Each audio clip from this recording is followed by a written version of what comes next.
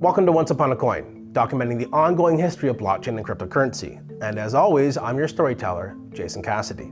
Today's story has us continuing our journey through the early years of crypto, when it really was the Wild West of the digital era. Humanity was just beginning to wrap its head around how powerful blockchain technology could be, with some using it to create some truly inspiring innovations that captured the public's attention, while others used it to perpetuate some of the biggest disasters in recorded crypto history. This is a story of crypto in 2014.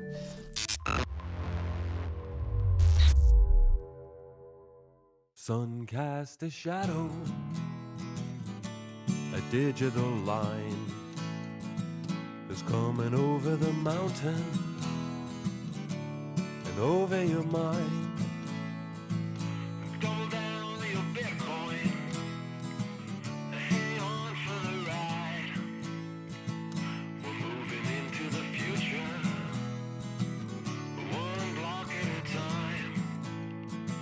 We're moving into the future, one block at a time. When we last left off, Bitcoin went on an absolute tear, eclipsing 1,100 USD per coin before pulling back and settling in the $700 range. Once the calendar flipped over to 2014, the action didn't stop.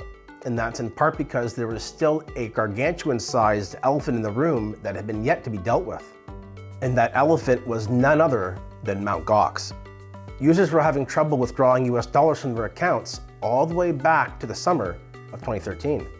And by January of 2014, sadly, nothing had changed.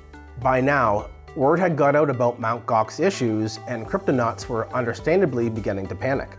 If you held Bitcoin on Mt. Gox, then you were in a lot of trouble, because despite the currency going through the roof, you couldn't realize any of those fiat-based gains because the exchange still wasn't processing US dollar withdrawals.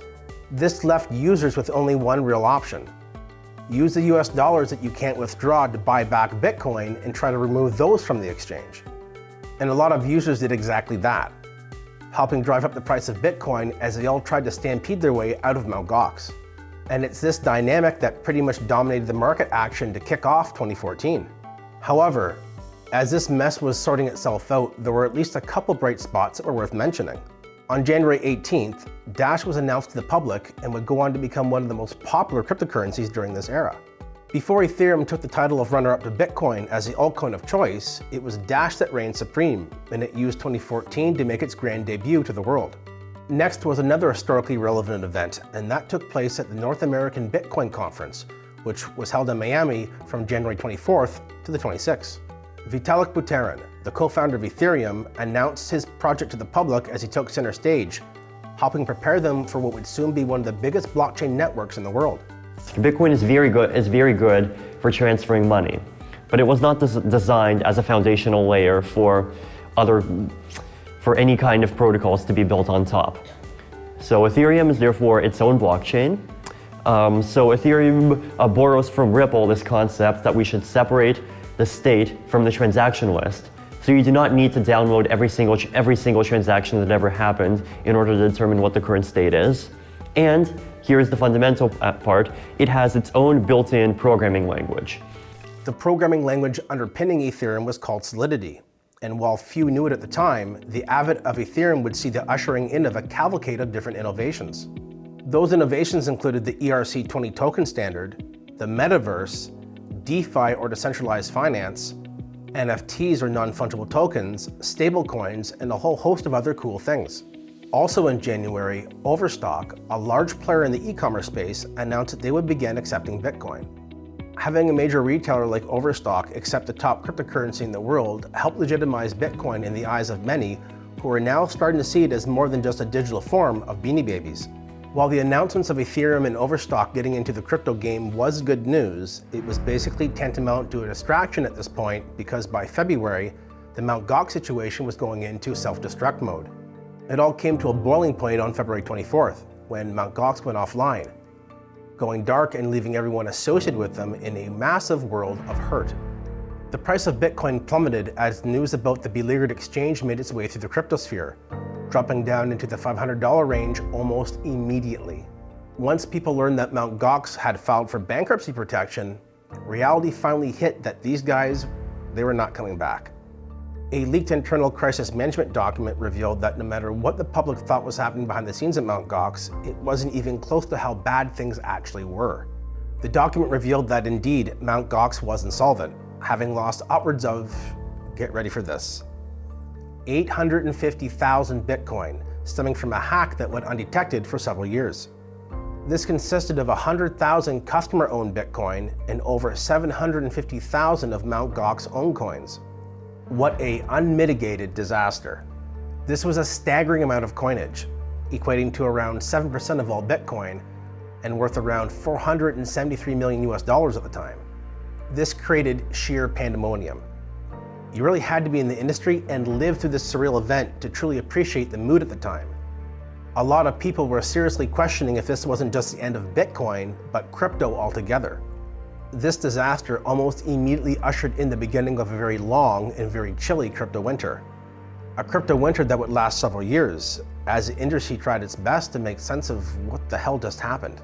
Once March came, at least it brought us a pleasant distraction, as Newsweek took on the challenge of solving the mystery around the identity of Satoshi Nakamoto. They had scoured the planet looking for the mysterious person behind the creation of Bitcoin, and finally, Newsweek had found them. And that person was none other than Dorian Nakamoto, a Japanese-American engineer that worked on defense systems. Dorian denied these claims, but that didn't stop people from taking interest in Newsweek's story, which sent a ton of press and media Dorian's way.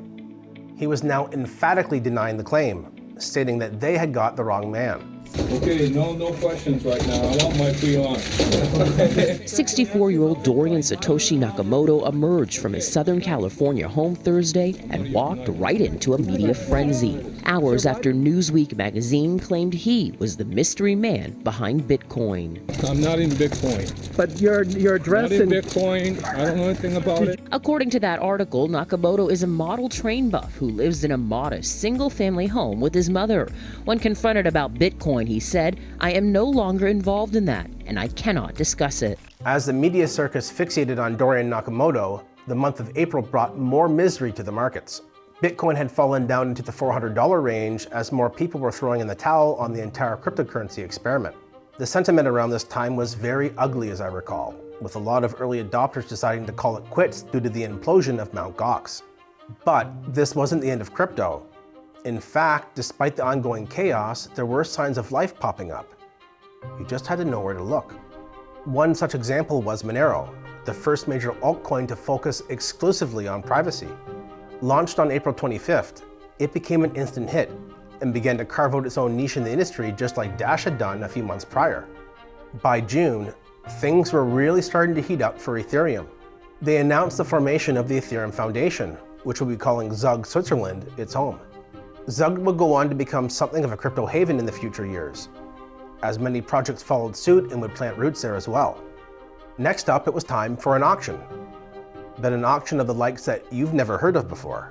Remember the Silk Road Marketplace bust from 2013? Well, the US Marshal's Office decided to unload 30,000 Bitcoin they had seized via an auction. Believe it or not, all 30,000 Bitcoin were purchased by a single buyer. It was the well-known venture capitalist and cryptocurrency advocate, Tim Draper. While this development was interesting to some people, it really couldn't hold a candle to what was about to transpire in July. The crypto industry was suffering pretty badly right about now, with Bitcoin well under its all-time high and looking rather unstable given the current climate. The industry could really use some good news right about now, and lucky for all of us, that's exactly what it got. On July 22nd, Ethereum's long-awaited ICO or initial coin offering finally kicked off, running for a total of 42 days before it came to an end on September 2nd. The results were spectacular, seeing the project raise a healthy 31,591 Bitcoin, or just under $18.5 million at the time. The original ICO rate was 2,000 Ether for 1 Bitcoin, but as the sale continued, the rate declined, and by the end of the sale, 1 Bitcoin would only fetch you 1,337 Ether. This made the initial ICO value of Ether worth 30 cents each as of September.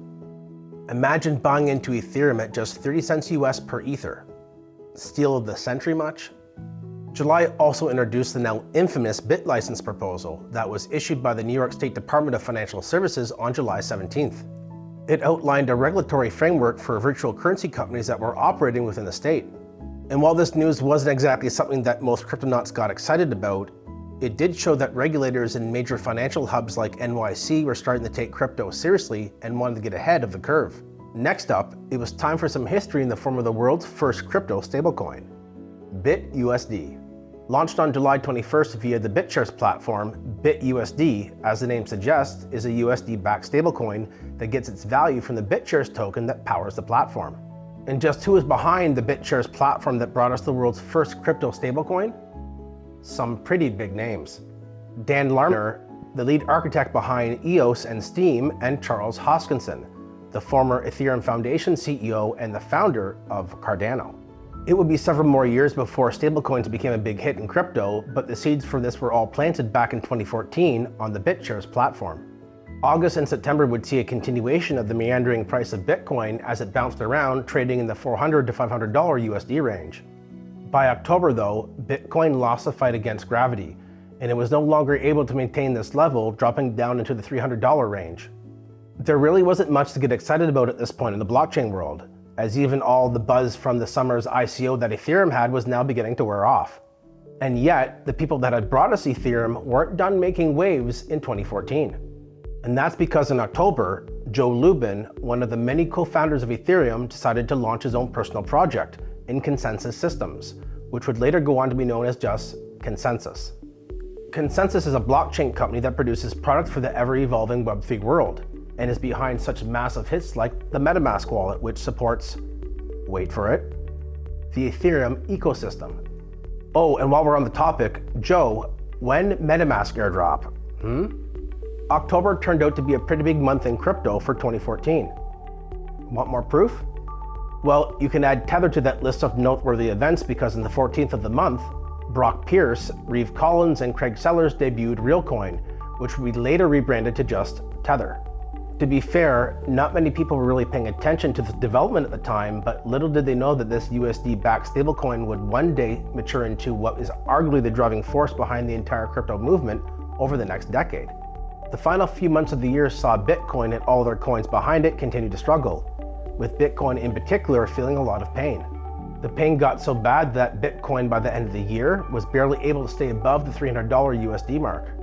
And while this was no doubt a very tough year for crypto, those that had managed to stay around for the duration of 2014 and thought they were going to see better days soon were in for a very rude awakening.